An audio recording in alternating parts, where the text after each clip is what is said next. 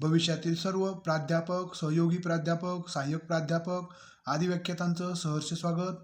मित्रांनो, आज आपण या व्हिडिओमध्ये MPSC मार्फत महाराष्ट्र लोकसेवा आयोगामार्फत जाहिरात क्रमांक 112, 113, 114, 115 आणि आता 117 ही जी जाहीर आलेली आहे त्या जाहिरातीसाठी अर्ज करण्याची प्रक्रिया सुरू आहे.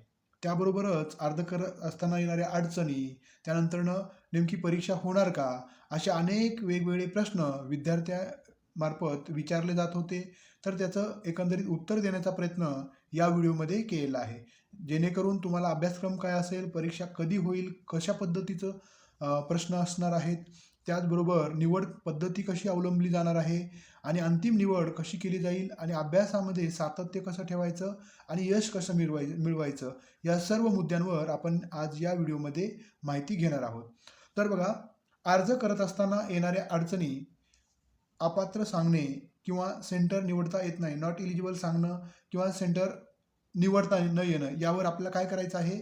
तर जर तुम्हाला अपात्र सांगत असेल, नॉट इलिजिबल असं दाखवत असेल, तर आपल्याला काय करायचं आहे, तुमचं जे एज्युकेशनल क्वालिफिकेशन आहे, एज्युकेशनल क्वालिफिकेशनमध्ये तुमची जी मेथड तुम्ही टाकलेली नाही आहे, ती मेथड तुम्हाला म्हणजे स्पेशलायझेशन सब्जेक्ट कंपल्सरी सब्जेक्टमध्ये जो विषय आता जाहिरातमध्ये ज्या विषयासाठी तुम्ही पात्र आहात तो विषय तुम्हाला तिथं मेन्शन करायचा आहे. पोस्ट ग्रॅज्युएशनला पण BEd असेल तर BEdला आणि ज्या विषयातून सेट नेट असाल त्या विषयासंदर्भात. आणि सेंटर निवडता येत नाही असं भरपूर विद्यार्थ्यांचं मत आहे. तर सेंटर निवडता येत नाही आहे, तुम्हाला निवडता येणारच नाही, तुम्हाला काय करायचं आहे, नन जो ऑप्शन येतोय तो त्यावर क्लिक करा. का बरं, तर तुम्ही नन करायचे. आताच कुणालाही सेंटर अलाउ केलेले नाही आहेत. आता तुम्हाला फक्त नन करून पुढे जायचं आहे. जे तुम्ही MPSCच्या प्रोफाईलला ॲड्रेस आहे, करंट ॲड्रेस आणि करस्पॉन्डंट ॲड्रेस, यापैकी तुमचा जो करंट ॲड्रेस आहे ना आणि परमनंट ॲड्रेस, त्यापैकी करंट ॲड्रेसवरच तुम्हाला सेंटर मिळेल. उदाहरणार्थ माझा पुण्यातला ॲड्रेस असेल तर मला सेंटर ऑब्व्हियसली पुणे सेंटरच मिळेल. जर एखाद्याचा बीड, औरंगाबाद, मराठवाड्यातील जिल्हे असतील तर त्यांचं औरंगाबाद सेंटर येईल. अशा पद्धतीनं तुम्ही नन करून पुढे जायचं आहे. पुढे खरं तर परीक्षा होणार का. आता बघा, परीक्षा काही विद्यार्थ्यांनी असेही प्रश्न उपस्थित केले होते की सर, मागच्या वेळेस डायरेक्टली इंटरव्ह्यू आणि डेमो झाले असिस्टंट प्रोफेसर, सहयोगी प्रोफेसरचे. तर यावेळेस काय होईल. तर कसं असतं, जर तुम्ही एका जागेसाठी जर 3 किंवा 3पेक्षा 4-5 अर्ज आले असतील एका जागेसाठी, तर 100% डेमोच होईल आणि तुमचं इंटरव्ह्यू होईल. एवढ्यावरच सर्व प्रक्रिया पूर्ण होईल. पण असं यावेळेस होणार नाही. कारण की आज पाहिलं तर एका पोस्टसाठी साधारणतः 1000 ॲप्लिकेशन आलेले आहेत. ती कोणतीही पोस्ट असो. मग 1000 विद्यार्थ्यांचा इंटरव्ह्यू डेमो तर घेणं शक्य नाही आहे. त्यामुळे तुमची चाळणी परीक्षाच होईल. म्हणजे तुमचं परीक्षा ही 200 गुणांची परीक्षा असेल, ज्यामध्ये तुम्हाला 1 तासाचाच वेळ असेल. 100 प्रश्न असतील.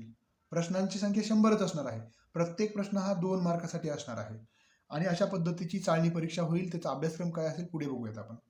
मात्र परीक्षा होणारच आहे सर्व पदासाठी प्राचार्यासह. त्यानंतर परीक्षेचं नेमकं स्वरूप काय असेल. तर बघा, नवीन एज्युकेशन पॉलिसी आलेली आहे, RT ॲक्ट आहे, माहिती अधिकार आहे, त्यानंतरनं नवीन अध्यापन पद्धती, नवीन टीचिंग मॉडेल्स आलेले आहेत. त्याचबरोबर आपण जर पाहिलं, जे नवीन घटना दुरुस्त्या झालेल्या आहेत, त्यानंतर अनेक नवीन विचारप्रवाह याच्यामध्ये आलेले आहेत शिक्षण प्रक्रियेमध्ये. त्यामुळे तो पण अभ्यासक्रमाचा भाग असू शकेल.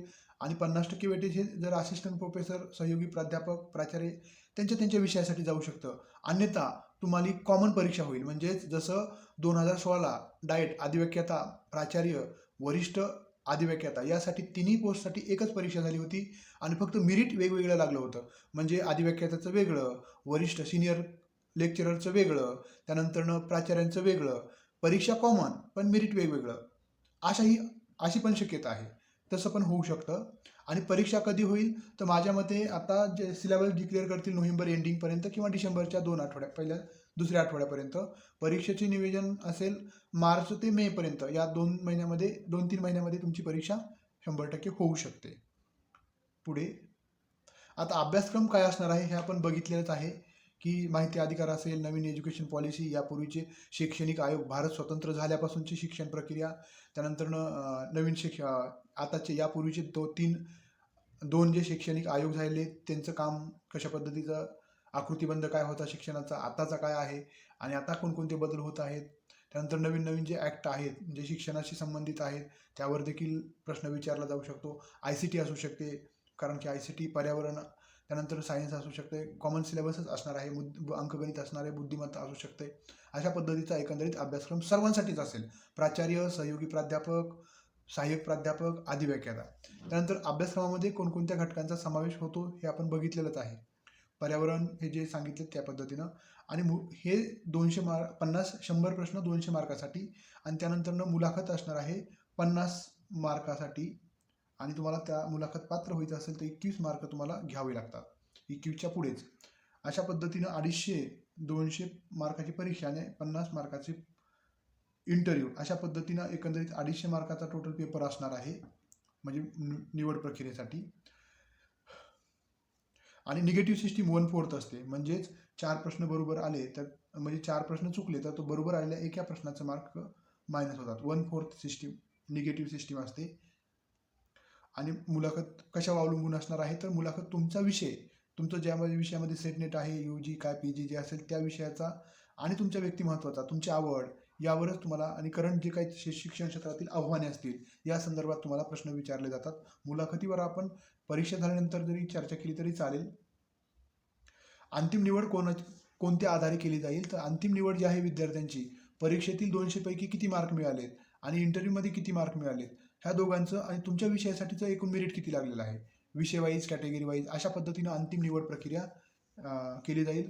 आणि सध्या अभ्यास कोणत्या विषयाचा करावा तर माझं एक सांगणं आहे की तुम्ही सेटचा जो पेपर 2 आहे, जे असिस्टंट प्रोफेसर, असोसिएट प्रोफेसरसाठी जे ट्राय करतात ते, आणि लेक्चरसाठी जे ट्राय करतात त्यांनी तुमच्या विषयाचं 50% अभ्यास करायचा आहे. 50% अभ्यास हा नवीन, म्हणजे भारत स्वतंत्र झाल्यानंतरचे शैक्षणिक आयोग, त्यानंतरनं त्याचबरोबर भारतीय शिक्षणाचा इतिहास, ICT असेल, पर्यावरण असेल, चालू घडामोडी असतील, याचा तुम्ही आतापासून अभ्यास चालू केला तरी हरकत नाही. त्यानंतर या ठिकाणी MPSC मार्फत जी परीक्षा घेतली जाते इथं कोणाची ओळख चालत नाही, कोण म्हणत असेल पैसे देऊन होईल असं अजिबात नाही. त्यामुळे फक्त तुमची गुणवत्ता आणि तुमच्यावरचा स्वतःचा आत्मविश्वास याच गोष्टी महत्त्वाच्या असतात.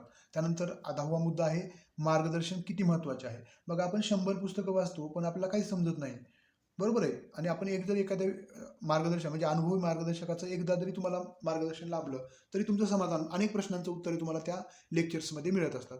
त्यामुळे माझं मत आहे की तुम्ही 100 पुस्तकं किंवा 100 व्यक्तीकडे जाण्यापेक्षा एकच व्यक्तीकडं किंवा एकाच मार्गदर्शकाकडून व्यवस्थित प्रॉपर जिथं तुमचं समाधान होईल, आत्मीय समाधान, तुमच्या प्रश्नांच्या शंकांचं निरसन होईल, अशा व्यक्तीकडून तुम्ही मार्गदर्शन घेतलं म्हणजे परिपूर्ण तुमचा वेळ वाचेल, तुमच्यामध्ये स्वतःमध्ये आत्मविश्वास क्रिएट होईल. आणि अभ्यास किती तास करावा हे खरं तर हा प्रश्नच होऊ शकत नाही, कारण अभ्यास किती तास करावा यापेक्षा अभ्यास किती क्वालिटेटिव्ह करावा हे महत्त्वाचं आहे. 100 पानं दिवसात वाचण्यापेक्षा 10च पानं व्यवस्थित समजून वाचणं गरजेचं आहे, कारण ही स्पर्धा परीक्षा आहे. ऑब्जेक्टिव्ह टाईप वस्तुनिष्ठ स्वरूपाचे प्रश्न असतात, निगेटिव्ह सिस्टीम असते. या सर्वांमध्ये परत तुम्हाला एक MPSCचं जे वेगळं आतापर्यंतचं जे रेकॉर्ड आहे ते मेंटेन करत राहिली, त्यामुळे इथं वशिला हे काही चालत नाही. फक्त आपला स्वतःच्या बुद्धीचा वशिलाच हाच आपला आधार असतो. त्यामुळं, आणि आपल्यामध्ये अभ्यासामध्ये आता ही परीक्षेची कालावधी 4-5 महिन्याचा असणार आहे, त्यामुळे सातत्य ठेवण्यासाठी अचूक मार्गदर्शकाची निवड करा. जिथं तुम्हाला चांगलं मार्गदर्शन तुम्हाला समजेल, उमजेल असा मार्गदर्शक निवडा, जेणेकरून तुम्हाला चांगल्या पुरेपूर मार्गदर्शन तुमच्या प्रत्येक किंतु परंतुचं तुम्हाला समाधान करता येईल असं मार्गदर्शन निवडा. सातत्यपूर्ण अभ्यास करा आणि स्वतःवर कॉन्फिडन्स निर्माण करण्यासाठी प्राणायाम, योगासनं जे आहेत ना, त्याचा अर्धा तास किंवा 20 मिनटं 25 मिनटं तुम्ही स्वतःशी संवाद साधायला सुरुवात करा. कारण MPSC सारखं यश मिळवण्यासाठी इतरांपेक्षा काहीतरी वेगळं आपण करणं अपेक्षित आहे. त्यामुळं अभ्यास किती तास करताय यापेक्षा किती तास तुम्ही क्वालिटेटिव्ह अभ्यास करताय, गुणवत्तापूर्ण अभ्यास करताय, हे खूप महत्त्वाचं आहे. आणि प्रॉपर वेनं अभ्यासक्रमातल्या प्रत्येक टॉपिक टू टॉपिक, प्रत्येक पॉईंट टू पॉईंट अभ्यास करणं खूप महत्त्वाचं असतं. हेच तुमच्या यशाचं गमक असू शकतं. आणि हा व्हिडिओ आवडला असेल तर नक्की लाईक आणि सबस्क्राईब करा. आपला ऑल एक्झाम कट्टा जे चॅनल आहे, सेट नेट, त्याबरोबरच शिक्षक भरती पवित्र पोर्टलमार्फत जी घेतली जाते, टेट परीक्षा असेल, सेट नेट असेल, त्याचबरोबर MPSC मार्फत जे आता एक्झाम होणार आहेत त्या एक्झाम संदर्भात पण आपण 2016लाच बुक लिहिलं होतं. जे आता पण डाएट अधिव्याख्याता प्राचार्य आणि वरिष्ठ अधिव्याख्याता क्लास 1, क्लास 2, क्लास 1 आणि सुपर क्लास 1 यासाठीचं आपलं बुक्स लिहिलेलं होतं. ते पण मार्केटमध्ये आहे राजपथ अकॅडमी मार्फतचं. त्यामुळं आपल्याला जर योग्य आणि अचूक मार्गदर्शन हवं असेल तर नक्कीच तुम्ही ऑल एक्झाम कट्टा या यूट्यूब चॅनल अंतर्गत यशम क्लासेस पुणे यांच्याशी संपर्क साधू शकता. मी स्वतः प्राध्यापक शिवदास मुंडे. कॉन्टॅक्ट क्रमांक आहे 9689047738. यापूर्वीचे आपण बरेच व्हिडिओ सेटनेट संदर्भातील आहेत, ते पण तुम्ही पाहू शकता. आणि जे तुम्हाला कमी ह्याच्यामध्ये म्हणजे कमी पैशामध्ये अचूक मार्गदर्शन आणि आपलेपणाची भावना ही नक्कीच आपल्या क्लासमार्फत तुम्हाला पुरवली जाईल आणि हा प्रवास तुमचा यशापर्यंत जाण्यासाठी नक्कीच तुम्हाला मदत होईल. हा व्हिडिओ आवडला असेल तर नक्कीच लाईक आणि चॅनलला नवीन असाल तर सबस्क्राईब करायला विसरू नका आणि आपले मित्रमैत्रिणी जे तयारी करत आहेत त्यांना देखील शेअर करायला विसरू नका. धन्यवाद.